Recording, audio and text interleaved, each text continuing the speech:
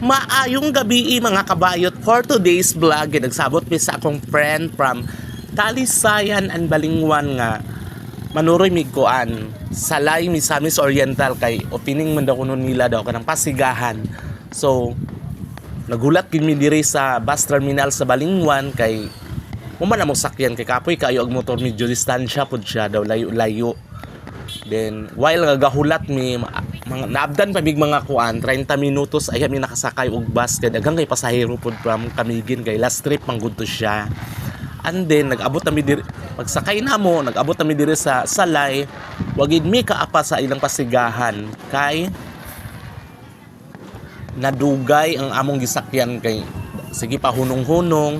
So ang among naabtan diri sa Salay ilang fireworks display. So nindot gid kaayo.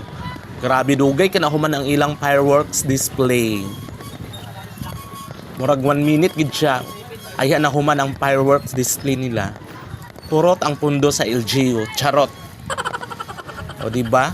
Naa nami diri kay pasagpas pumigbaklay kay ang amo lang nga basi na pay mga ingkuran or kuan kay right.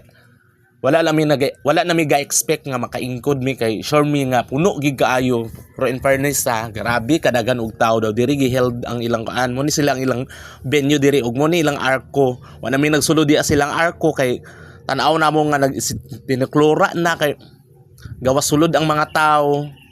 Mahadlok pud tag mga stampede ta. So diri na lang mi nag-video-video lakaw-lakaw while nangita sa mga baby boy o di ba?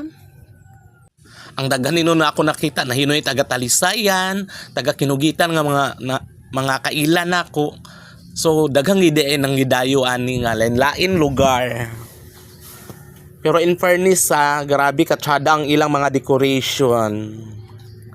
Dako-dako surong gasto dani sa LGU. Pero yes na lang at least nga ma-enjoy ang mga katawhan sa Salay Misamis Oriental. So nag-video ko ani sa akong Amega kay while nga naay mga baby boy dito nang gitapok na nanawag sa ako, o di ba?